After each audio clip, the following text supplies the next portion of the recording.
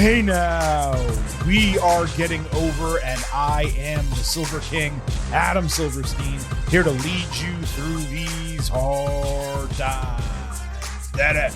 With your WWE Saturday night's main event analysis. That's right, Getting Over is back once again, and we are here about 12 hours removed from the latest incarnation of WWE Saturday night's main event to break down all the results from the show, give you some grades, and offer a full, what we would normally call instant analysis review, except of course we are doing this a bit delayed from the end of the show because the Silver King, while Saturday night's main event was airing, was instead watching Game 3 of the Eastern Conference Finals with my New York Knickerbockers defeating the Cleveland Cavaliers, going up 3-0 in the series, 1 game away from our first NBA Finals since 1999. We have a ton to discuss on today's show, and we will not be cracking open a cold one because it is indeed early in the day. Nevertheless, the Silver King is here to remind you that the Getting Over Wrestling podcast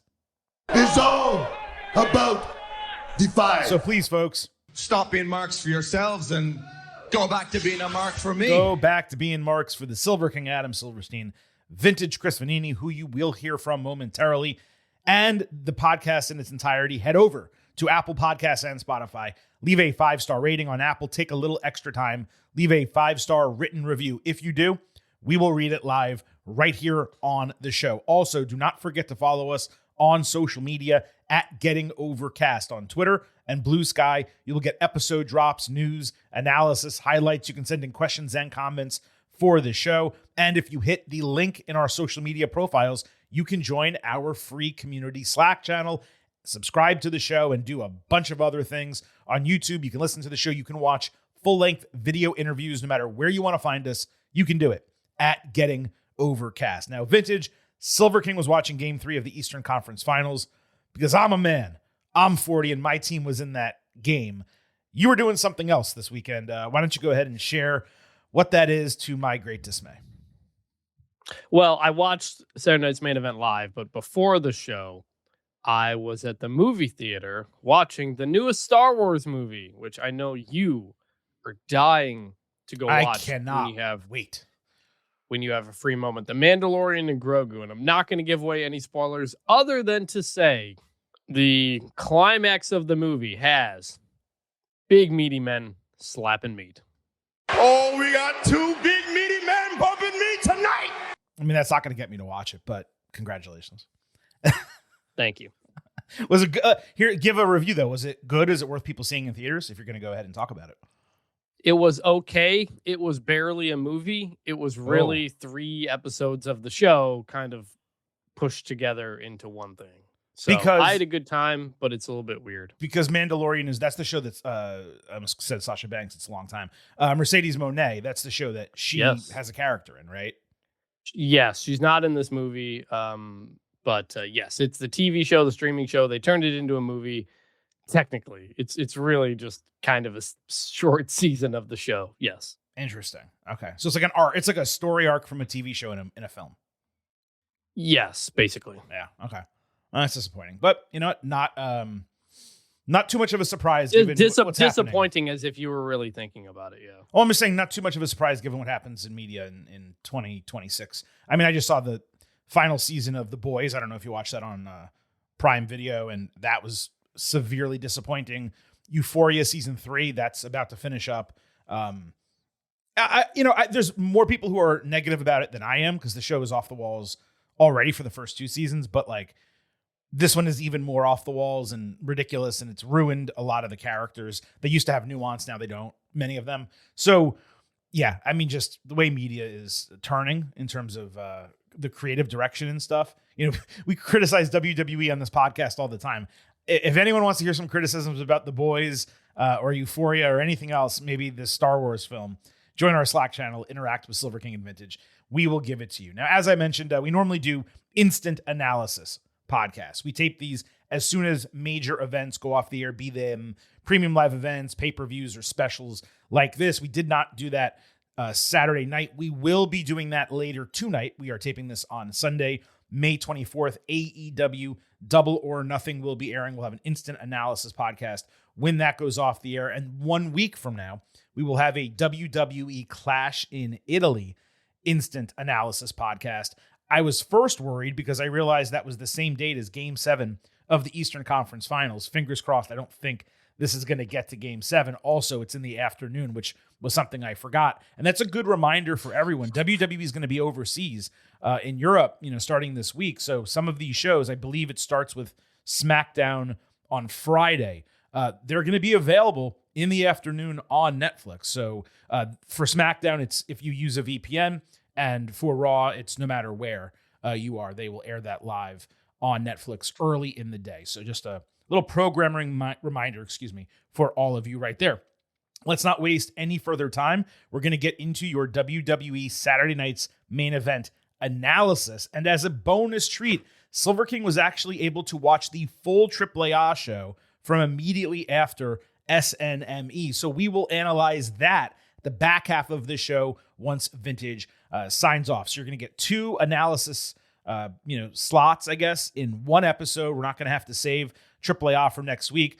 The show, just so everyone knows, was phenomenal, and you should absolutely watch it. The AAA show I'm talking about, ahead of Noche de los Grandes, which is the major event next Saturday. We will do a preview for that on Thursday show, and I don't believe I will do instant analysis for it. It doesn't make a lot of sense with WWE Clash in Italy, 16 hours later. So I'll probably just double up and we'll cover both of those next Sunday here on the Getting Over Wrestling podcast. Of course, between now and then, on Tuesday, we will have your next WWE episode, which will include your Clash in Italy Ultimate Preview. So a lot of performance-enhancing audio coming your way. Make sure if you happen to be a first-time listener or you're an occasional listener, you subscribe to this show. Vintage, let's get into the WWE Saturday night's main event analysis. What quickly became obvious watching this show is that Saturday night's main event is nearly everything we want WWE to be doing with its premium live events.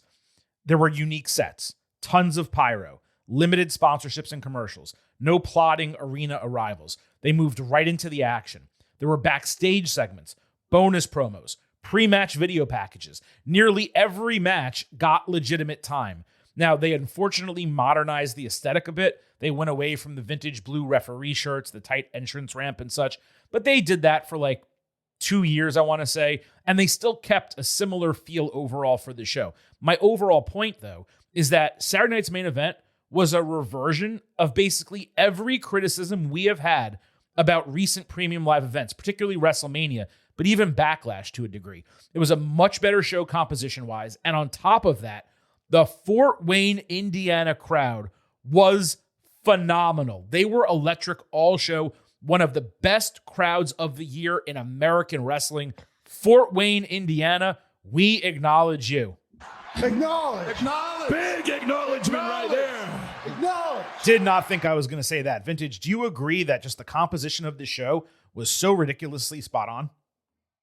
Well, first off, I do have a bone to pick with the city of Fort Wayne, Indiana, and that is that it is a speed trap. Ooh. If you are driving from Detroit to Indianapolis, which I did many times in college, covering college basketball. I got a ticket there on the way to the Final Four in 2010, and that ticket raised my car insurance rates for a very long time. I've always had a problem. I've always had a beef with the city of Fort Wayne, Indiana, but I do agree. I do agree it was a good crowd. I do agree the structure of the show was well done. Some of it was clearly built around commercials, but they did that. And it was almost like it was kind of what you want a PLE to be, but it was also a lot of what I want TV to be. Well, sure. As well. And they did do the entrances, people walking into the arena, but they did it 10 minutes into the show and not at the beginning of the show, basically. So you had promos to set up matches later on in the show. It wasn't a hard out at 2 hours either. So that was interesting. I did like the set.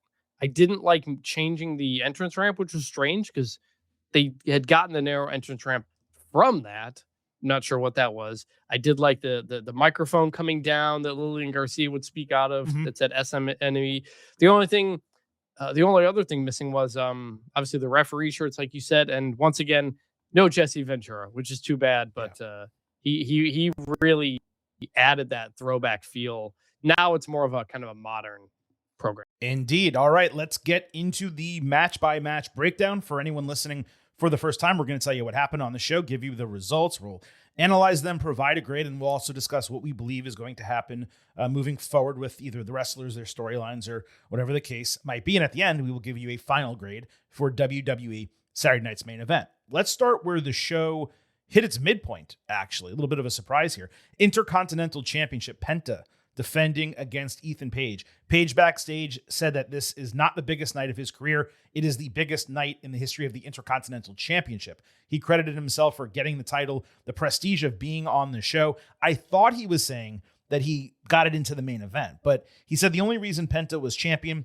was to flip the title over to him. Terrific brief promo by Page as per usual. Penta got another fire promo package saying he would fight Page with fire and pain. He never backs down, and the difference between them is that Page is an arrogant clown, whereas Penta fights for his people and his championship. Solid as well from Penta. What confused me immensely is that this was the mid-show match and not the main event, when all that was left after it were the two weakest matches on the card from a star power standpoint, both being tag team matches. WWE ran 3 different video packages for this, including a great one on the Intercontinental Championship. Penta was on the poster. It was the primary match promoted the entire show, and yet it was not the final match. Correct, but this is the exact type of thing, as we just said, that I would love to see on a pay-per-view, which is like, we're acknowledging that the wrestlers are in the building and thinking about the match well before they have the match. Like, they didn't, that Intercontinental Championship vignette was awesome. Having Shawn Michaels and The Rock and using all this old footage of these people telling in the moment how important the Intercontinental Championship is. I was blown away by this. Yeah. It was like, every 2 years, WWE will do a thing about how the Intercontinental Championship is important, and then they'll completely forget about it again. And this was that moment. But I was surprised this wasn't the main event because of how good of a job they built it up during the show. Like, the whole first half of the show, they're hyping up this match. So I'm thinking it's going to be the main event. So it obviously wasn't, but this is the kind of stuff I want to see in pay-per-views more often, which is like checking in on the wrestlers as they're getting ready for the big match. I thought this was awesome production. Only thing I'm going to disagree with is they don't really forget about the IC title. Sometimes they do deprioritize it, and then they want to make it feel bigger than it actually is in modern times because it was so big. It was the number 2 title in the company for decades. And now there's 2 world championships, and the US title is similar. So they do have to sometimes remind you, especially when they are trying to put it in a main event segment, which occasionally happens on Raw or on a show like this.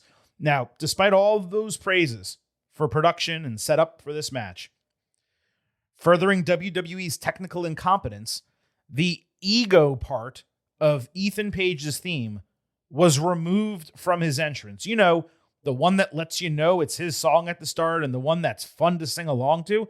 They just took it out of the track for no reason whatsoever. It would be like taking the Sexy Boy chorus out of Shawn Michaels' theme. Now the song is just kill him with the rhythm, kill him with the smile, and that's it. It kills the potential fan interaction, and his entire gimmick is all ego, Ethan Page, yet they pulled it from his music. So dumb. Anyway, they surprised a little bit, the crowd did, with loud Ethan sucks chants early in this match for a guy who has only been on the main roster for a few weeks. Page caught Penta ringside, flipping him onto the announce table. Penta did his handstand dropkick, a couple of dives that were slightly overshot before a hurricanrana over the ropes inside, plus a tornado DDT and backstabber. They exchanged chops, super kicks, and boots in a great sequence before Page caught Penta charging at him for a confidence breaker. Penta countered the egoplex into a Penta driver for a false finish, but Ethan prevented Mexican Destroyer with a knee, hit an avalanche power slam, pulling on Penta's mask for another false finish. Page got caught pulling off one of the turnbuckle pads, so as the referee fixed that, he ripped off another one, dodged Penta into it for a delayed count false finish. He attempted to run Penta back into the exposed turnbuckle, but Penta dodged him, caught him off the ropes with a springboard Mexican Destroyer to retain the title in 14 minutes. We have seen many times a wrestler get made by victory It is much more rare for that to happen in defeat, but Page became a bona fide upper mid-card heel by losing to Penta in this match. The crowd was already buying him at the opening bell, but when this ended, it was easy to buy him as a legitimate future champion. The turnbuckle stuff, it can be a bit of an eye roll, but it's also classic heel shit and a perfectly fine way to establish the type of guy that Page is supposed to be as a wrestler and as a heel. And if you're going to do classic heel shit, doing it on Saturday night's main event makes a lot of sense. This is a similar finish that they would do back in the day. They got close to equal offense. Ethan only lost through an out-of-nowhere destroyer that was executed perfectly by both guys, by the way. Page has hit home runs regardless of where he has been on the card since joining WWE through NXT. This was just another big check mark in a title match on a significant show. 4.25 stars, a match of the night. Yeah, this match rocked. Everything about Ethan Page feels like a throwback wrestler. Mm-hmm. Like his confidence in his promos, his look, like the way he was talking to the fans and what he's going to do with the belt. Like that's such like old school wrestling stuff. And you put that in a Saturday night's main event setting, it totally all fit. Like everything felt right in this. And then the match was fantastic. And you had the crowd going crazy for some kick out spots that, you know, I didn't necessarily think there was going to be a pin there. So the crowd was totally in this. I agree with what you said, that he was kind of made in this loss because the crowd bought him as a heel, as a guy who has only been on the roster for like a month and hasn't done a ton. So I thought this was great. I don't know if it'll continue forward with them or not, but they've got the floor for Ethan Page is so high. Like he is a guy you could put in a lot of different situations and he'll make something out of it. I don't know what the ceiling is, but the guy clearly knows what he's doing and has been doing this for a while. And this was great. You know, we did an interview with Ethan Page on the show, which is one of my favorite interviews that we've ever done here on Getting Over. And basically what he explained was that when he joined WWE and started working in NXT and did a little bit of stuff with Shawn Michaels and talked to some of the other veterans, basically everything that he had built up in his career in terms of in-ring skill, mic skill, character work, all that, it just clicked for him. And that is now what we are seeing. I really do suggest everyone go listen to that interview. Maybe I'll post it on social media on Monday, just as a reminder. You can find it on our YouTube at Getting Overcast. But he's great. I thought we had a really fun interaction, especially in the latter half of the interview. We tried to kayfabe me in the first half. But he's just such a personable dude and just so happy to see him succeed at this level. You know, a lot of us were concerned Penta would have, I guess somewhat of a transitional reign with this title when he won it. Oh, it's nice. They're giving him a title. Then they'll put him with his brother. They'll do the tag team thing. He's been knocking these defenses out of the park, coming off of Dominic Mysterio's long reign that was briefly interrupted by John Cena's 2-week reign. I would like now to see Penta hold this title for at least 2 more months if possible. For me, he should take this into SummerSlam. And if you want to put someone over at SummerSlam, that's fine. But I wouldn't take it off of him before that. And did he win it at Saturday night's main event?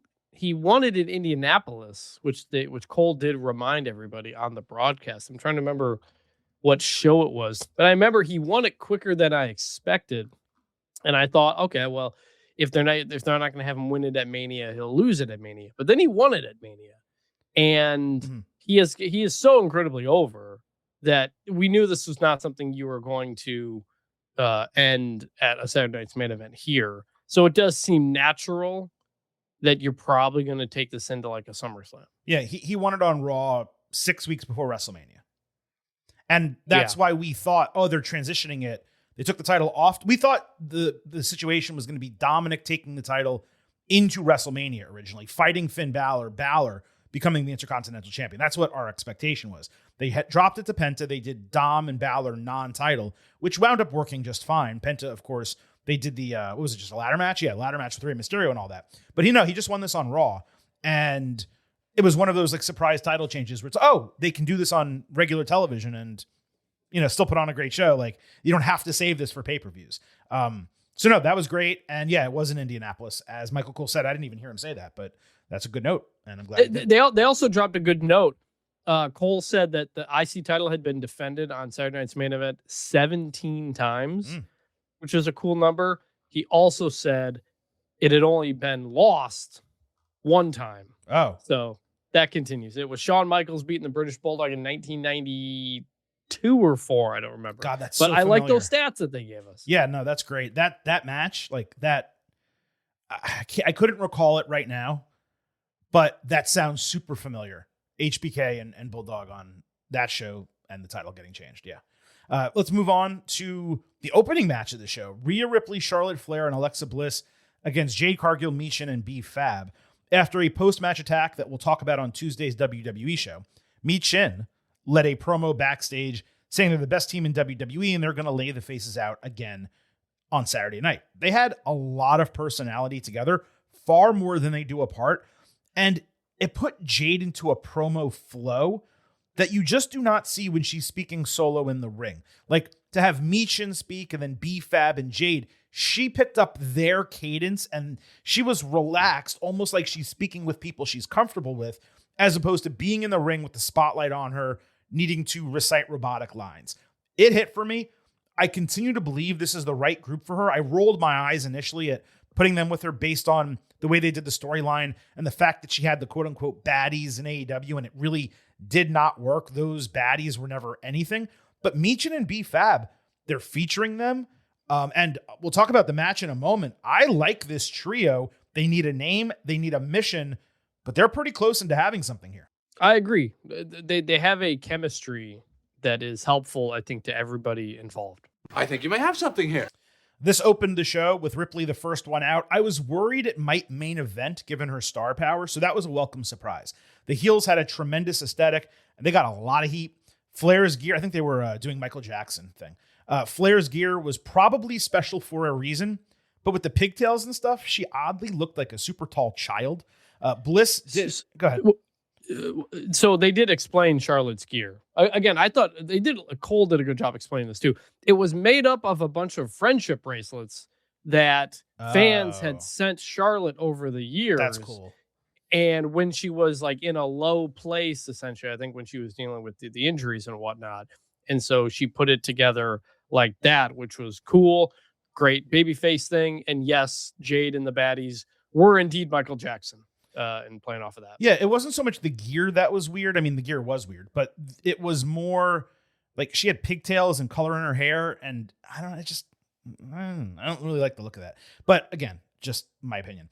Bliss did her idiotic double knee flip for, I believe, the first time in a long time, among the worst moves in the history of the industry, alongside Flair's cartwheel lariat, which was terribly executed seconds later. Luckily, those were out of the way early. And everything got better once those two moves were executed. Michin got good run with a corner hurricanrana on Charlotte. Rhea hit a legit textbook missile dropkick for a fire-hot tag. Then she took a poison rana to end a great counter sequence with Michin. Bliss countered a suplex with a double DDT, tagging Flair for a flying double crossbody, but Michin got back at her with a tremendous Styles clash for a broken fall by Ripley. Forget the fact that she did the move. Charlotte must be like a foot taller than her, and she was still able to execute it. That was super impressive. Cargill booted her head off, so Bliss smacked her across the face. Really fun size differential, seeing them next to each other. The place was loud when Rhea and Jade squared off late. Riptide led to a broken fall. Ripley and Flair suddenly became a two-woman power trip, shaking hands and hugging Bliss. She did a stereo fall-away slam and crotch chomp Charlotte did with Rhea. In reality, it was real dumb babyface shit to do right in the middle of a match, and the heels made them pay. Cargill ran Ripley into her partners, booted her head off, hit Jaded, and got the clean win. I loved this match. I loved the finish. Talk about exceeding expectations and opening a show on fire. Outside of those two crappy moves to start, I have zero criticisms. This was one of those matches where everything just came together. The right people at the right place on the right show. Michin was the easy MVP of a match with Rhea Ripley and Charlotte Flair. No question about it. She bumped her ass off. She was allowed to shine more in this match than perhaps every other main roster appearance she's had combined. She was one of the MVPs of the entire show, not just the match. B-Fab wrestled the best match of her career. Jade was super strong for her second straight premium show. Ripley was shot out of a cannon. Flair was having a blast the whole time. She exuded that happiness on screen. Bliss was solid in her own right. Perfect show opener. Obviously the right winners, considering there's a title match 8 days later, and babyfaces immediately taking a big fat L for doing dumb babyface shit at the end of a hotly contested match. That's pure unadulterated logic. And you can disagree with the spot or think it was stupid. It was stupid. And they paid for being stupid. If you're going to do it, you got to make the people pay. It's why Jey Uso yeeting in the middle of a match is so dumb, because he'd go on and win it. If he yeeted and then took a finisher on the back end of it, I'd love it. I loved this. So, 4 stars, A- for the match. And for that logic, Thank you. Yeah, good match. Result was exactly what I picked, which was Jade pinning Rhea, which actually ended up happening kind of twice in a row, which we'll talk about SmackDown later in next week. The match was solid. Michin, we know Michin can go. Michin, Mia Yim, like she just hasn't been able to get that much of an opportunity. And oftentimes when she did, it was in like hardcore match type of stuff. But when you've got, no offense to Jade and BFAB, like you do need Michin in there to handle more of the wrestling stuff. And she did. And given the Rhea, Charlotte, not friends working together type of stuff, yeah, it makes sense that something stupid would ultimately be their downfall. So it was all to set up what comes after that, which is the Jade match next week. Really good stuff. By the way, this match got 17 minutes to open the show. So it was longer than every single women's match on WrestleMania. Different show, but nevertheless, 17 minutes. 2 additional thoughts coming out of this. 1, WWE could run Ripley and Flair as a 2-woman power trip on SmackDown, have Bliss as their manager in third. It would totally work. Fans were going wild for them together. You could do the power trip. Charlotte takes the U.S. title. Ripley has the WWE title. They win the women's tag team titles. They're working across both shows. Eventually, Charlotte gets jealous. She loses her title. They fight. She doesn't even have to turn heel, but they fight for the WWE championship, and the whole thing implodes. You could do it. It would work. It would make a shit ton of money. Number 2, I fully buy, after this match, Michin and BFAB as a legitimate tag team. In fact, I'm more interested in them as a heel team on SmackDown than Irresistible Forces.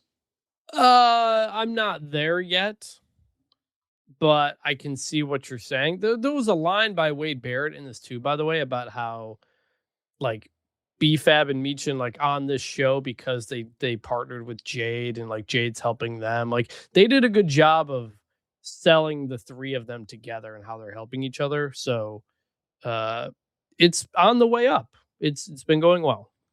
Let's move to Becky Lynch against Sol Ruca in a non-title match. There was some weird consternation online between Raw and the start of this match. Apparently, WWE on Instagram, on just one social media outlet, someone accidentally made a graphic that had the title involved in it. And then, 12 hours later, they corrected it and posted the right graphic.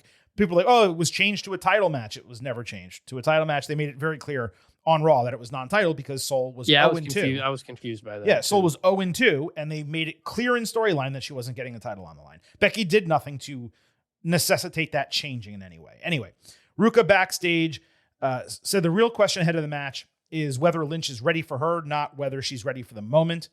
She said the next generation is here, and they're not going to wait to steal the spotlight. Clunky as usual from her. Becky cut a walk and talk promo into gorilla position, doing her normal shtick. No notes as usual for her. Corrupt Carr was the referee, which how the hell does that continue to happen to Lynch? It cannot be coincidence. Clearly, folks are out to get her. She's refereeing all of her title matches.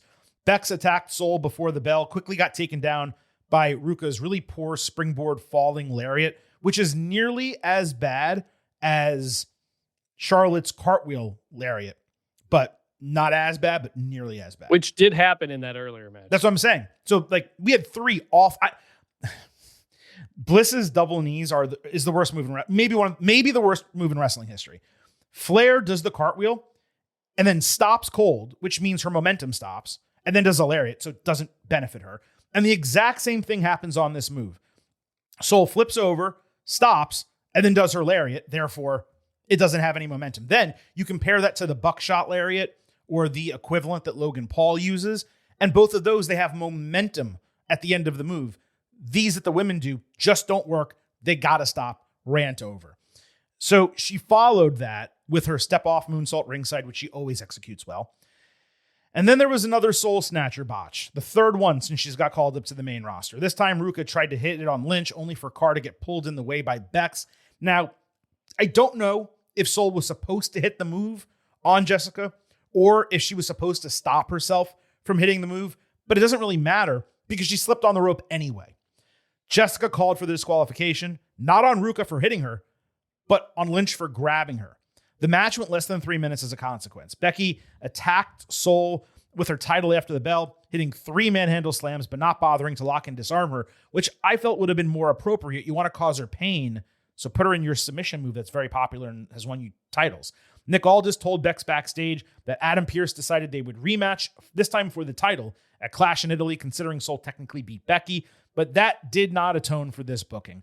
This was extremely disappointing for a multitude of reasons. The runtime was ridiculous, even with the creative concept. You're advertising these women for a special event.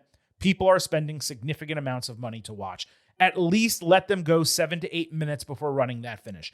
Beyond that, now Soul is getting a title match despite losing 2 matches clean and getting 1 DQ victory in 150 seconds. Talk about completely undeserved. Carr being in all of these matches, it flies in the face of logic. Lynch, a powerful champion, should be demanding her not be involved in officiating her matches. She shouldn't sign her match contracts if Jessica's going to be the referee. I thought that ended at WrestleMania. And then there's Ruka not executing her move and continuing to run offense that is almost entirely air attacks. That simply does not work. I told you all before Stand and Deliver that Soul needed 6 to 12 more months in NXT before getting called up. And I'm being proven right in that take every single week. It's a shame. The match cannot even get a rating. It didn't go long enough. So I'll make believe we're in our weekly Tuesday segment, the good, the bad, and the ugly, and I will grade this bad. Yes, obvious bad. Just from a booking perspective, as in, you promised a match, you didn't give them the match. And I know card's subject to change and all, but they keep building up Soul as like this huge star in the next big thing and not delivering. She hasn't won a match yet. Mm-hmm. Like a win-win. A real win. Yet on the main roster. And they started to make 0-2 part of her story. And then on top of that, I don't know what's up with the Soul Snatcher. Like, I don't know if she ever she frequently botched it in NXT or not. No. I don't know if she would regularly hit it. Like, it wasn't a problem. She hit it 85 to 90% of the time. Like, I don't know if sometimes people don't know how to take it because it's weird, or if she is slipping multiple times. I don't. She's slipping. Like, are the ropes different? Is she? No. Is the size of the arena changing it? It's very weird. I'll tell you partially what it is. When they do NXT, and I don't know this for 100% certain, but number one, they practice the matches a lot, especially when they're inexperienced. So they practice the move a lot. She's working on it constantly. You're in a performance center, so the day before the show, she's probably hitting it 2 or 3 times. Here, maybe she did it once onto a pad in rehearsals, like earlier in the show, or she didn't touch it at all, and she's not getting her reps. And on top of that, she's working with inexperienced wrestlers in terms of taking that move and setting themselves up for it. They've executed it well before. Bayley, I think, if memory serves, took it well on Saturday night's main event, and they did. I just want to correct one thing. They did mention that she beat Bayley. So she has some gravitas to challenge for the title. But again, since she actually got called up, she's 0-2 with a DQ 152nd win here. Sorry, go ahead. Yeah, so extremely disappointing. And I just continue to be surprised they're putting Soul in some of these positions. Now, maybe if she hits her Soul Snatcher, it's a totally different feeling. Maybe. Because we see it and we go, wow, because it's a crazy move. It's a very convoluted and impressive move. And if it's against EO, if it's here, if it's Becky the other time, like if she has hit them, maybe like we're thinking, wow, Soul looks awesome and she's just getting bad luck. But the whole thing's just been very strange. And I said that going into the show about like what they're doing with Soul has been very strange when you compare it to Javon and Trick Williams and Obafemi. It's like a very different approach. And I don't think it's highlighting her strengths, as we said. Yeah, it's definitely not. I mean, next to Blake Monroe, who we'll talk about on Tuesday, I think she's been the weakest of the 11 call-ups. And that's because she wasn't ready, which is what I've told everyone for a long time. Moving over to the World Tag Team Championships, the Vision.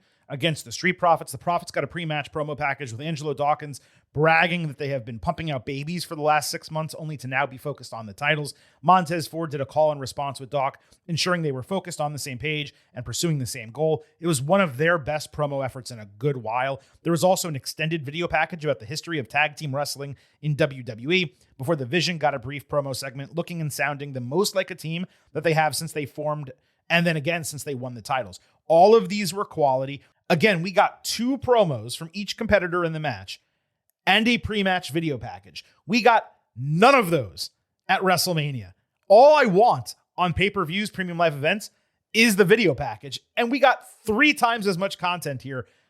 Make it make sense. Outside of the sponsorships, make it make sense.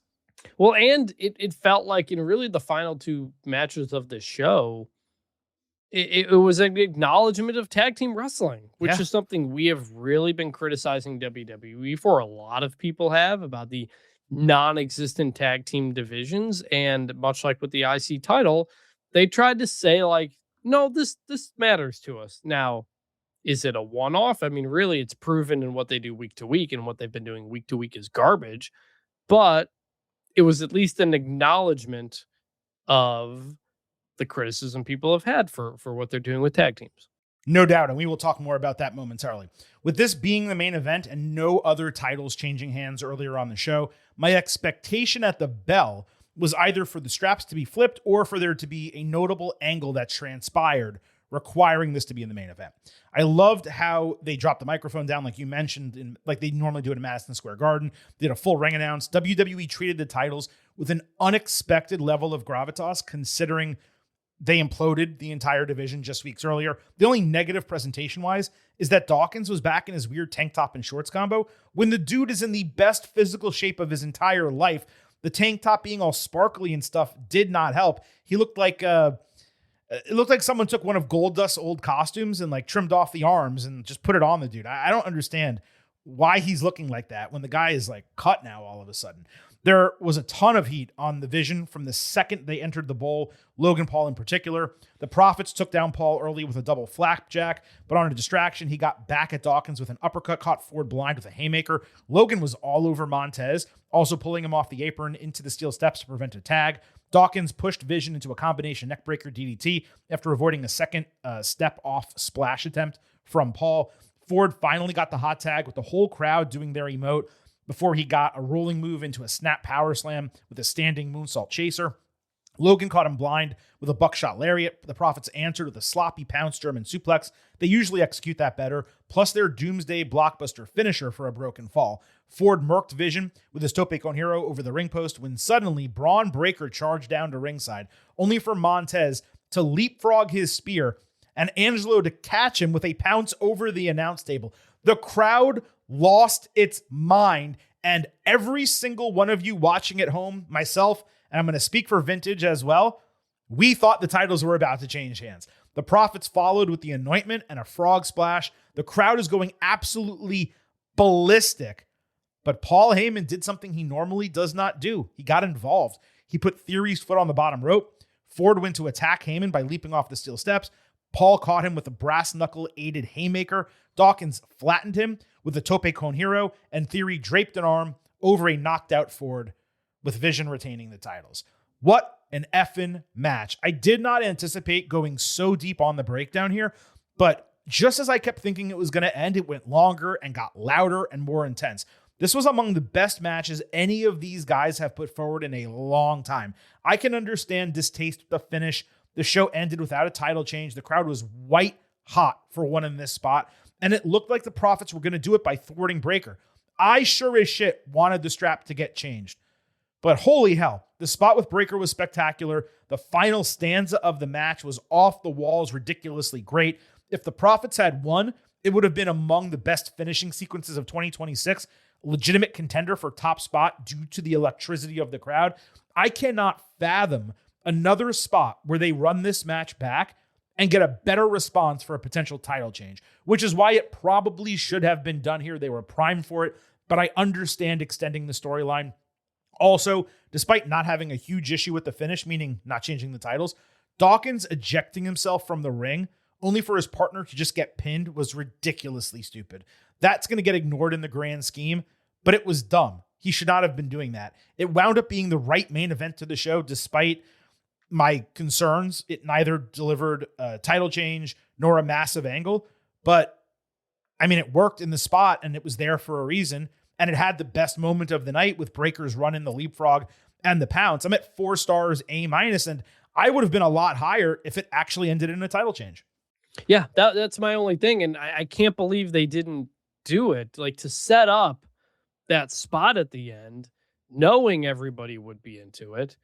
I'm stunned that they didn't, and I'm disappointed that they didn't change the titles. You can continue the feud without that. The problem is so often that the Vision as a tag team are second fiddle to the Seth Rollins situation With Breaker, yeah. And this was the opportunity to have this be the spotlight and as its own thing. Instead, we're just going to continue with the status quo, which is extremely frustrating. But this was great professional wrestling. This is great tag team wrestling. What do we always say? Like, tag team wrestling gets people on their feet. It's just a natural, easy storytelling mode of entertainment. And you saw that with how things were going at the end. I also loved that they, like we said, it wasn't a hard out at 2 hours. Right. That's what I was expecting. And we get well past 9 o'clock local time here. And I was like, oh, like, cool. Like, I don't know when this is going to end now. And that's a fun feeling. I remember looking at the Peacock thing, the slider, and it said it was going to be a 2-hour show. And we're at like 2:04 when I look at this. So I was like, okay, I'm like even more into this now. So everything about it was good, but man, I'm extremely frustrated to not change the titles there because of the moment that they built up, because of what it would have meant to reestablish tag team wrestling as a thing here again, and because of what else had happened on the show. And it made for a really deflating ending. Dude, they could have even flipped the titles back, and then you could flip them back to the Profits at SummerSlam. Like, you're allowed to do things like that. Just like pay off the moment and, do a title change. And then, they're all excited and celebrating. Because don't forget, like, so the lesson learned here, and the reason for the booking, is that on Raw, they're going to have the Profits saying, maybe we do need Seth Rollins' help to thwart them. So they'll go into a 6-man situation, and then they'll do a title rematch in July or at SummerSlam. But they could have won the titles here, told Rollins, look what we did without you. The Vision could have then beaten them back for the titles, and then them said, oh, wow, maybe we do need Rollins' help. And that to me is a little bit more intriguing. Plus, you get the amazing moment here. But as you said, this should have proven once again to WWE, along with something that happened on the AAA show that we're going to discuss before this program is out. This should have proven to WWE that tag team wrestling can be great if effort is put into it, not only from a feud perspective, but promos and ring time. It's crazy that this entire division has been dismantled. Yet we just saw the best main roster men's tag team match in WWE since late 2025, SummerSlam last year. I mean, like, seriously, what other great tag team match have they had recently? I can't put my finger on it, involving actual teams that were contesting for a title. So, I mean, this is a lesson learned. Again, we're going to talk about it in a moment with AAA. There was a match on that show. You didn't watch the AAA show, right? No. Can I convince you to watch that before Thursday's show?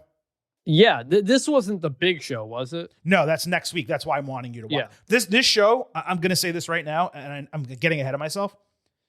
It was the best single hour of wrestling television in 2026. Raw, SmackDown, NXT, Dynamite, Collision. This was the single best 1 hour block of wrestling TV this entire year. I did see the clips of the fans with El Grande and stuff like that. It looked like a big deal. So yeah, I'll check it out.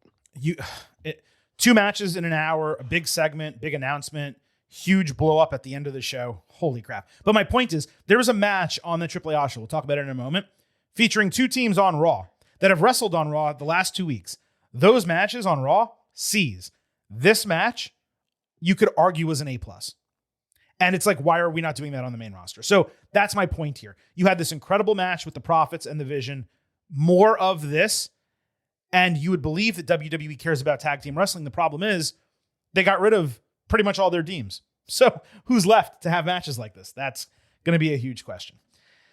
All right, moving to the final match on this show, Women's Tag Team Championship, Paige and Brie Bella defending against the Irresistible Forces. The champions got a promo package on SmackDown that was better than any segment they've had in front of a live audience since they won the titles. 10 times better, actually, especially for Brie. She actually had some bass in her voice, expressed some confidence, emotion. Didn't say much of anything other than pointing out what I said about the Forces already getting a rematch opportunity and failing on TV. So they really didn't deserve another one here. The Forces got a promo package backstage before the match that was not overly notable. They basically said they would ensure the legends were pushed back into history and not part of the present. The Faces got a bonus promo Saturday night saying everyone has written them off since they won the titles, and while people are calling them underdogs, they know they can get the job done. So again, 2 promos before a match on Saturday night's main event. This was the penultimate match on the card. Paige got singled out and worn down for what felt like forever. Brie got the hot tag after Nia Jax got dodged into the ring post. Jax flattened her with a pop-up headbutt, Samoan drop, and a second rope frog splash chaser by Lash Legend. The challengers hit their elevated avalanche leg drop finisher, which needs a name, but Paige broke the fall. Then Brie tagged out. But as Paige countered Nia into a fold-over cover in the corner off of a sunset flip, Brie pushed her butt with a foot for extra leverage. We've seen the Usos do that before, and they got the 1-2-3. It was a similar finish to what happened on SmackDown, a fold-over cover. And not switching the titles proved that this was indeed a meaningless match. But let me start with the positives here. 8+ minutes for this was fine. More importantly, this was easily the champions' best work together. It was the best work Brie has done in the ring, maybe in 10 years. I'm not even exaggerating that. And it was far better than the first match between these teams. Not even close. The finish was smart to lean on their veteran savvy. So I won't call this one Divas era. But the other side of the coin is that this was still not up to modern standards and the heights the division reached about 9 months ago. The titles do need to change, and sure, the Forces were probably not the right side to win them back. Let's hope it's Bayley and Lyra Valkyria sooner than later, or Fatal Influence. 2.5 stars C. Well, I think I picked a title change. I think we both might have picked a title change. Yeah. Because we thought the Irresistible Forces would win to then lose them to Bayley and Lyra at SummerSlam or some other show. So, and that in that sense, I was surprised at this finish in terms of who won, but they gave him time, did a pretty good job. It was what it was. Like this was, of all the actual matches on the show, this was the most like TV match. Yes, but you got to say, and I said this in the last episode, they're letting Paige and Brie rack up a lot of wins. They are, yeah. Which is good. Like they're wrestling 3 times in 7 days or 8 days, whatever we said it was. They're getting matches, they're winning. That legitimizes them as the tag team champions. So when they eventually lose, it will feel like an accomplishment. The flip side is that we're suddenly running out of teams for them to lose to because they're beating everybody. But yeah, I was surprised more than anything by this. This was their 5th match wrestled since they won the titles at WrestleMania. So 5 matches in, as we tape this, exactly 1 month, which you just don't see. And 3 of those were title defenses. Unfortunately, 2 of them were against Irresistible Forces. But 5 matches in a month, so more than 1 a week. Obviously, this is the week where they piled up. Yeah, you're right. They have accomplished that. But, you know, it's similar to my issue with Darby Allin's title reign over in AEW. It's title matches for the sake of title matches. Only one of them was really earned. That was the Judgment Day one on Raw Monday night. The rest of them are just, they're doing it to pad the resume. And, you know, again, we saw this match twice. We saw the Irresistible Forces fight them twice. That is not something that needs to get run back 2 times. It's just not. Yes, but I prefer it to the alternative, which often in WWE was, you know, Lyra wins the title and then doesn't defend it for a month and a half. And it's like, you know, Yes. like I'd much rather have champions wrestling and winning than not wrestling, which is often what happens. If those are the only 2 options, which they are not the only 2 options, but if they were, then I completely agree with you. All right, that wraps up WWE Saturday night's main event, at least the analysis portion. So, Vintage, it is now time for us to give our final grades for the show. Silver King did not post pre- and post-match polls on social media. Frankly, I was just so involved in the Knicks stuff that I forgot. It was too late. And then I just said F it because the Twitter polls have not been great. We will have them. But by the way, since you brought that up, yeah. Are you going to get the Knicks Danhausen merch? No, I am not. I have a Knicks Jalen Brunson, a WWE Jalen Brunson t-shirt from when he did the spot with Tyrese Halliburton. Every single time WWE does a sale like Black Friday or now Memorial Day, they actually have a sale right now on WWE Shop. That Brunson shirt, it goes on sale. I got it for like $12. So I got one of those. And if I ever put another order in, maybe I'll get a second one because then I can wear one and keep one and, in case it gets ruined. But no, I'm not going to get Danhausen Knicks merchandise. It is on sale, and you can get it through WWE Shop. Anyone who wants to buy anything through WWE Shop, you can get all of their same discounts, okay? But if you use the link in our social media profiles at Getting Overcast, we get a 10% commission. It's literal free money that you're giving us without having to pay any extra. So please use our WWE Shop link. What were you going to say? Yes, I was going to say we should promote that a little bit more, but it's kind of crazy that Danhausen just has like his own collab merch. It's unbelievable. The University of Kentucky, now the Knicks. The Knicks one makes more sense, but dude, if the Knicks go on and win the championship, are we going to get like a Danhausen at the parade? We're going to have to, right? I imagine he's at the parade. I mean, there's going to be a lot of space that needs to get made. You got to get Ben Stiller there and Spike Lee, Timothy Chalamet, Tracy Morgan. I'm sure they can fit Danhausen in somewhere. Here's my problem. You know where Danhausen is from? Detroit, Michigan. Detroit, Michigan. Why couldn't he curse the Cavs when the Pistons were playing them? Why did he have to wait until now? Because the Pistons. Well, I was, what I was going to say, because the Pistons aren't cursed. But I mean, you're not as cursed as the Knicks have been, but you are a little bit. I mean, you guys won 2 championships a lot more recently than we did. So.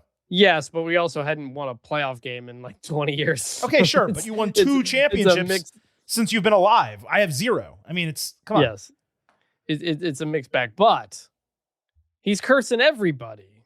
Every episode of Raw or SmackDown, he's cursing somebody. Couldn't get a curse on the Cavs until it helped your Knicks, so disappointing. Well, don't forget, he cursed the Knicks first. He cursed Stephen A. Smith. He did. And they lost that game. They blew that lead or whatever and lost that game to the Hawks. And everyone's going crazy. And then he uncurses them. And now they have won 10 straight NBA playoff games. It's, I think, the 5th or 4th longest streak in NBA history. They have the greatest point differential across a 10-game span in NBA history. Not just in a playoff situation in postseason, ever across 10 games. Jalen Brunson has the best plus minus since Kevin Durant in 2018. Like, the team is thriving. They're not just succeeding, they're thriving post curse, post uncurse. And shit, I love it. I mean, the Danhausen of it all, you guys know I'm hot and cold on him. So it's like not my favorite person who could be involved in this, but I don't hate it. Yeah. And my Pistons blew it. I mean, the Pistons destroyed the Knicks in the regular season, and they blew it against the Cavs and gave the Knicks that path to the championship. Don't feel bad, though. Like, good for them. I think you probably realize what happened in the regular season. You guys killed us. That would not have happened this is a juggernaut team right now. I think they would have been motivated after last year, but I think they would have been more competitive. About it now. I think they would have been more competitive, but I don't think they would have won this series. Yeah. All right. Do you want to give us your, I'm trying to do some grades here. We completely got sidetracked. Totally fine. We have plenty of time here, but we both on the pre-show, our expectation grade, we said 85B. We figured middle of the road show. It looked like a Monday Night Raw card, a loaded card with a lot of title matches, but a Monday Night Raw card nonetheless. So we were both at 85B. We did not post the polls. I will do it for AEW Double or Nothing Sunday night. We will do it next week on Sunday for WWE Clash in Italy. I was so focused on the Knicks here. Vintage, what is your final grade for WWE Saturday night's main event? B-. Whatever the highest B- is, an 82 or an 83. Whoa, an 8? Really? Yeah. I'll explain why in a second. Go for it. Yeah, explain. Whatever that one is. Wow. The reasoning is... Go ahead. The 4 matches we got were good. Or 3.5 of them were good. But we were promised 5 matches. Okay. We didn't get one of them, Becky and Sol. And we didn't get any title changes. Nothing on the show really mattered, frankly. And that was my concern. To take, if this was an episode of Raw or SmackDown, it'd be incredible. Mm-hmm. But it's an extra show on a Saturday night in the spring when the weather is great and there's NBA playoffs and NHL playoffs going on, and having someone to take extra time out of, a holiday weekend to give them a show that had good wrestling, but that was it. Nothing meaningful, no Cody, no Roman, no Punk, all that stuff. Yeah, but you can't grade by what wasn't there. You got to grade what was there. I'm grading it in the context of what WWE shows are. And so you're grading this in comparison to like WrestleMania 42 Night 2. I don't know about Mania, but I consider this a pay-per-view. Like, this is a premium live event, whatever you want to call it. I know we don't technically consider it that way, but it's what it is. It's an extra show outside of television. That's what it is to me, and that is what I compare it to. Yeah, no, I'm floored by that grade. I thought you were going to go higher. I thought you might even go like surprisingly high. So I found that this show was something that under-promised and over-delivered. Really, the only disappointment was Becky and Sol, though at least that advanced a storyline. The women's tag team match even exceeded expectations despite me giving it a C. The 3 main matches rocked. This was better than some WWE PLEs in SummerSlam from an overall composition standpoint. And I'm going with an 87B+ as my final grade. Like, I actually think that some people may consider that low. With no title changes, 1 canceled match, cheating in the main event, like there's a ceiling, no doubt about it. But the overall composition of the show, like I just said, it made it way better than just what we got in those 4 matches, 3 of which were great. I mean, they were super entertaining. The crowd was on fire. The promos, the video packages, limited commercials and sponsorships, the set, the match time. I'm giving this 2 thumbs up from an overall presentation. And yeah, I'm at an 87B. I don't think we've ever been more disparate in terms of our grading, our post-show grading on something. I'm surprised. Here's part of my point, though. You didn't watch this live. I did not, because you had something more important going on. Yep. And you didn't have to watch this live. But I wouldn't have. This could have been Backlash, and I wouldn't have watched it live. This could have been WrestleMania Night 1, and I wouldn't have watched it live. Like, that's fine, but you missed it, and you didn't miss anything. There wasn't anything of like, oh my God, I can't believe I missed that in the moment. True. Can't wait to go back and watch it. That's true. And so I think that's why part of the grade is it was Saturday night, during a holiday. And like, I'm including it in that context, whereas you watched it later or after the basketball game and all that kind of stuff. So I like, it didn't count in your grade, I guess, but to me it did. And that's why you don't have to defend your grade at all. I'm just saying I'm surprised that you went below your expectation, because I had to believe that this was at least as good or a little bit better than what we said on the preview, because we were talking like, hey, this is a mediocre Raw card and it's kind of weird, but maybe it can over deliver. I thought it over delivered to expectation, which is why, since I gave an 85, I had to go higher. It over delivered in the wrestling that we got, but it under delivered in that I picked a title change. We didn't get any title changes, and that was disappointing.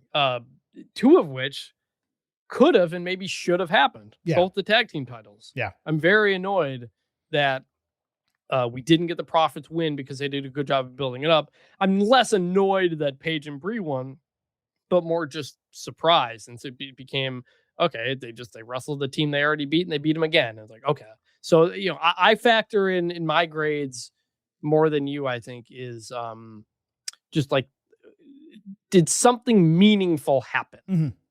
And there was the most meaningful thing you could say was, in terms of what moves forward, is we're going to get Becky Sol a week from now for a title match at Clash in Italy. So that's where I'm like, I would say the most meaningful thing was probably the development of the Prophet's Vision, Rollins, Breaker situation. But sure, I mean, in terms of a development, it developed into that match, yes. So we'll bring this back around. Yeah. Mandalorian Grogu.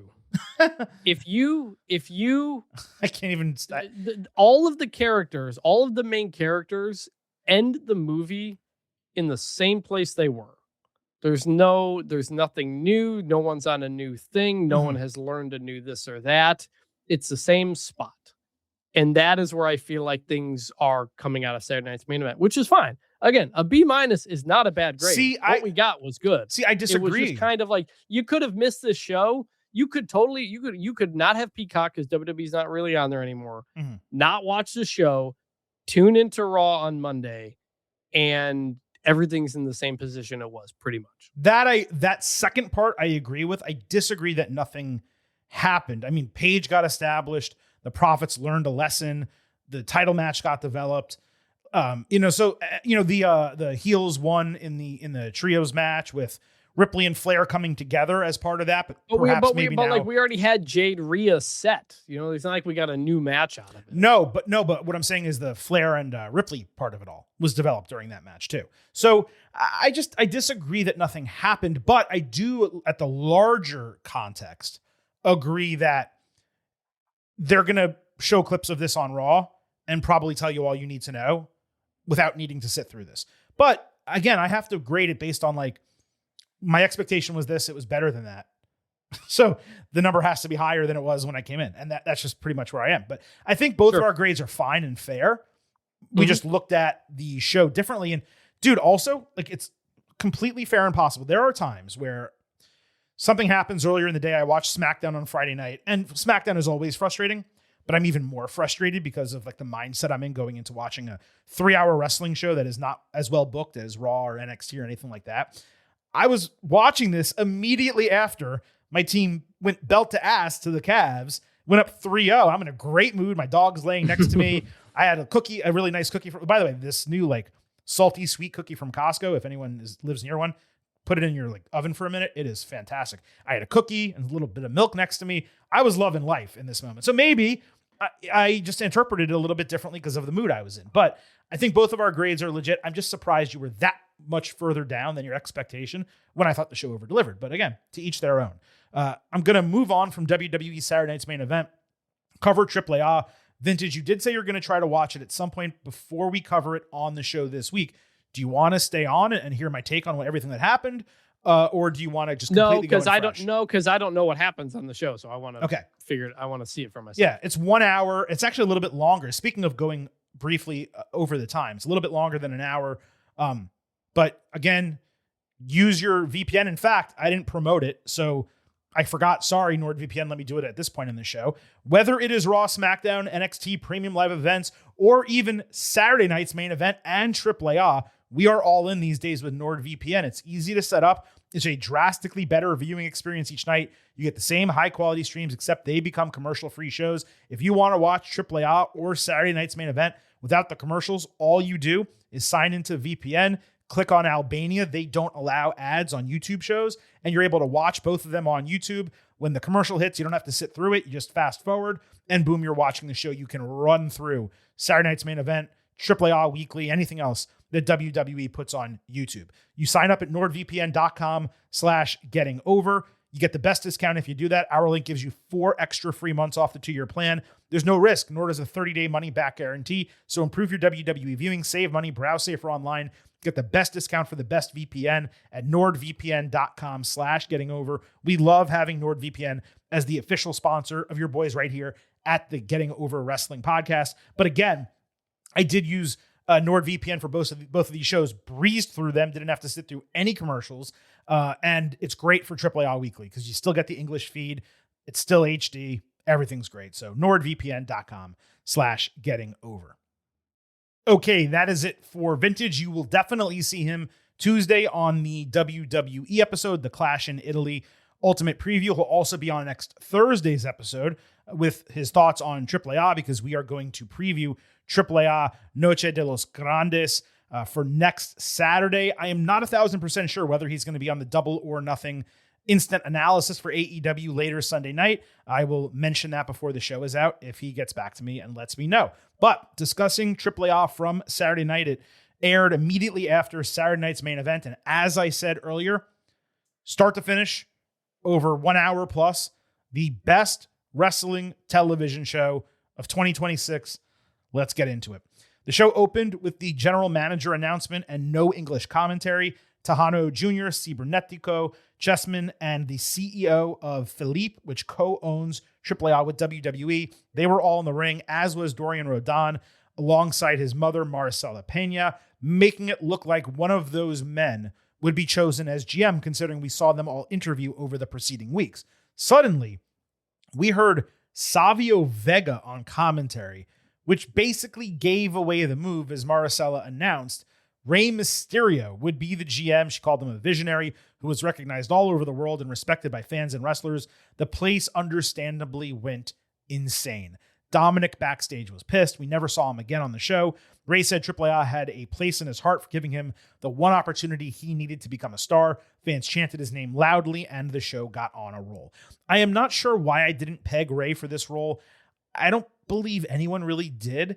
I suppose it's because he was doing such a good job on commentary, and I thought WWE, they just had someone else to pull into the GM role that would work. Unfortunately, while Rey is hardly a trained translator by trade, he was far better than Savio in his place. The announcement worked overall, and for all the build, the payoff was more than appropriate. This will obviously lead to questions about Rey's in-ring career. It seems crystal clear that he is now super part-time, likely only wrestling on the biggest shows with a handful of feuds left before his retirement match, whenever that comes.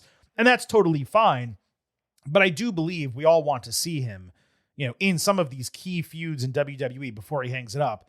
And it's seeming like it's only going to be a handful, if even that many, before he officially retires. Cruiserweight Championship, Laredo Kid defended against Rey Fenix. Phoenix landed a moonsault rolling cutter that was so stunning, it would have gotten him over immediately had he done it on a main roster match. Precisely why it is insane how misused he is on SmackDown. Laredo answered with a destroyer-style DDT that was even crazier. The best part is they both sold the shit out of those moves, though that did not necessarily happen a moment later when Phoenix took a Poison Rana, folded forward, and immediately responded with a German suplex. Laredo countered the spinning Mexican Muscle Buster with a small package and then took Goodbye Amigo, only for the referee to delay the match as Laredo sold being seriously injured. It was obviously a ruse for a low blow and a full heel turn as he retained the title with a simple frog splash. Brilliant match with a finish that fit perfectly within the storyline and his character arc.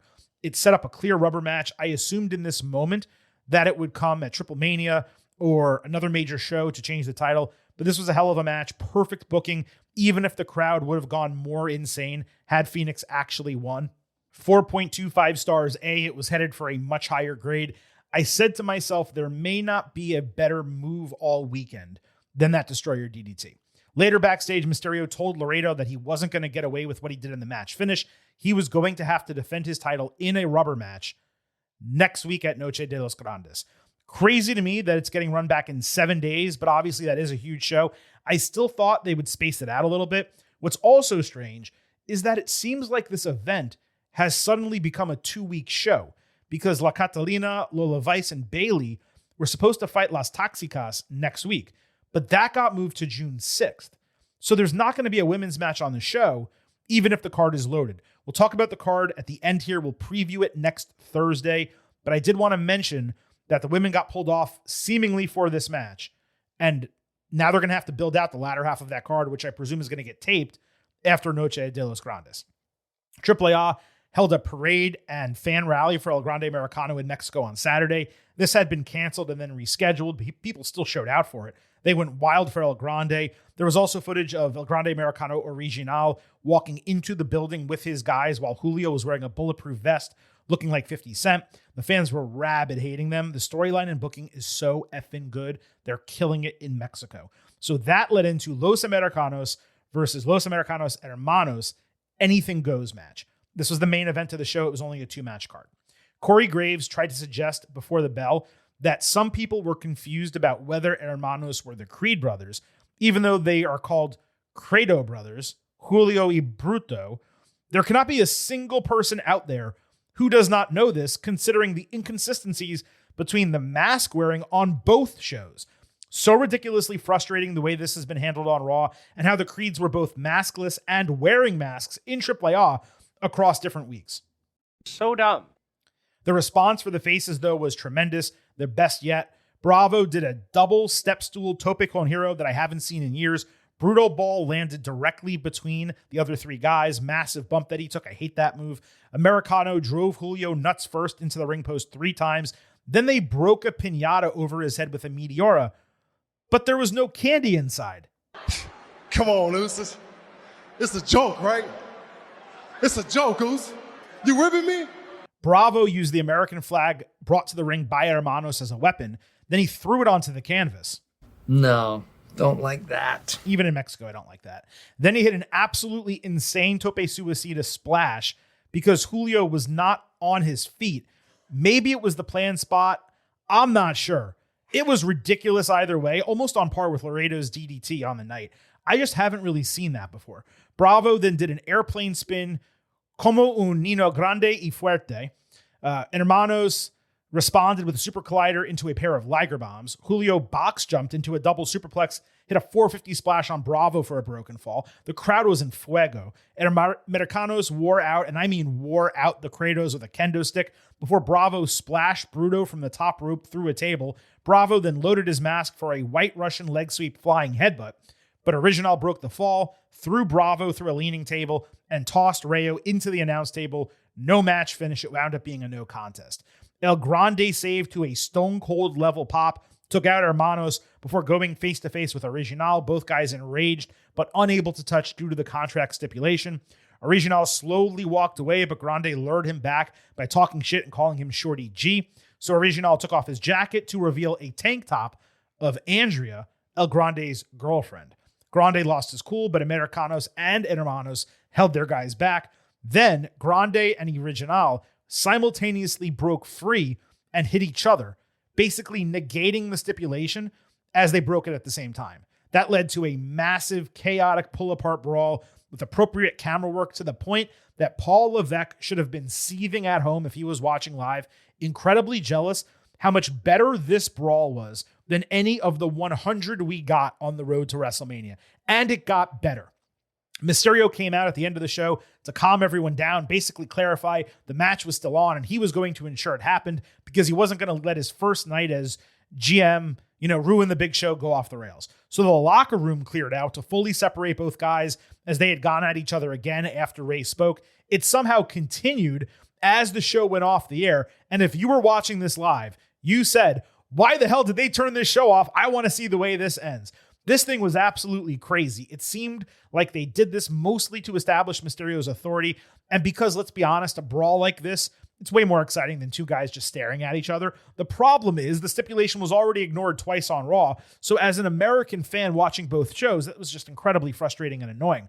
But this was phenomenal across the board. The match didn't even finish. It was a literal no contest. And yet I'm still at 4.5 stars A because we got so much in 24 minutes. So much. We spoke about tag team wrestling being mostly dead on main roster WWE. These teams fought 2 weeks in a row on Raw, and neither of those matches came anywhere close to the quality here. If they did 50% of this match on Raw and then rematched on this show, it could have promoted AAA, been quality programming on Monday night. Instead, they didn't promote AAA well, and they didn't give us any quality matches on Monday night. I digress. I simply do not know how this match could have been better other than there being a finish and perhaps a title on the line. The work and the brawl were top tier. So yeah, 4.5 stars A as a 1-2 punch, a great episode of wrestling.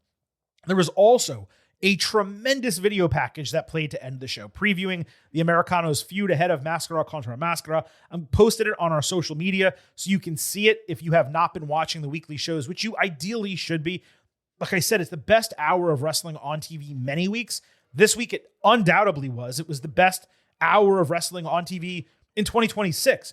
And if you have not watched it before, just watch this episode and then next week's show, and I bet you that you will be hooked. So next week's show, Noche de los Grandes. It's going to be main evented by Mascara contra Mascara. It will have the rubber match of Laredo Kid and Rey Fenix, which should be phenomenal. That's for the Cruiserweight Championship. There's also El Hijo de Dr. Wagner Jr. against El Hijo del Vikingo for the Latin American Championship. And the tag team championships are on the line. Pagano and Psycho Clown defending against War Raiders. The show should have 2 title changes and an unmasking most likely. I cannot imagine it being anything else but tremendous when it is all over. My only other takeaway from here, for a company that supposedly doesn't care about wrestling, WWE put on a lot of high quality wrestling Saturday night. In typical fashion, as Vintage mentioned earlier, despite there being 4 title matches across both shows, none of them changed hands, and multiple feuds got pushed into later episodes. But the entertainment value of these 3 hours Saturday night and the quality of the in-ring product was better than what we have gotten for a lot of WWE PLEs and certainly main roster TV shows of late. I don't know what happened to Paul Levesque's booking, but when he first took over creative, he would have bangers weekly on Raw and SmackDown. That has disappeared recently, yet they can happen on these shows? Like, how does that make any sense? Why would you not put forward the incredible wrestling your talent is capable of performing on your major TV shows, which these companies, Netflix and USA Network, are paying hundreds of millions of dollars for? I mean, this was 3 great hours of wrestling on Saturday night, and you all should be watching it. Saturday night's main event, and especially AAA before Raw on Monday. As mentioned, there is still a ton of performance-enhancing audio coming your way from your boys here at Getting Over. We have your AEW Double or Nothing instant analysis on Sunday night. Tuesday, we'll be talking all things WWE with your WWE Clash in Italy Ultimate Preview. On Thursday, we'll talk NXT, AEW, and we'll have your AAA Noche de los Grandes Ultimate Preview. And then on Sunday, next Sunday, we will have your WWE Clash in Italy instant analysis, where we will also tag in the AAA Noche de los Grandes analysis. So you're going to get a double dose of this type of episode next Sunday, and of course, AEW Double or Nothing in between. Make sure you subscribe wherever you listen to audio, and please remember a few things on the way out. First, because I did not mention it earlier, I happen to love the number 5. and I hope you do as well. $5 a month, $50 for the entire year. You can become an official Getting Overhead. Just visit buymeacoffee.com/gettingover. Sign up. You'll get bonus audio, the fastest 5 minutes in professional wrestling, instant reactions to every major show, and exclusive news analysis posts every week. It supports the continuation of the show, allows us to keep the lights on, keep uploading episodes, and you also get some additional content as well. So buymeacoffee.com/gettingover. Please support Vintage and the Silver King. Don't forget to follow us on social media at Getting Overcast on Twitter and Blue Sky. You get episode drops, news, analysis, highlights. You can send in questions and comments for the show on YouTube. You can listen to the show. You can also watch full-length video interviews. And in the link in our social media profiles, you can join our free Slack channel, use the WWE Shop affiliate link, find all of our subscription links. Just find us on social media at Getting Overcast. Lastly, please remember, It's all about the 5. so head over to Apple Podcasts and Spotify. Leave a 5-star rating on Apple. Take a little extra time. Leave a 5-star written review. If you do, we will read it live right here on the show. All right, that wraps up this edition of the Getting Over Wrestling podcast. We will be back late Sunday and then again on Tuesday talking WWE. For Vintage Chris Vanini, this is the Silver King, Adam Silverstein, signing off and leaving you with just 3 final words. Bye for now.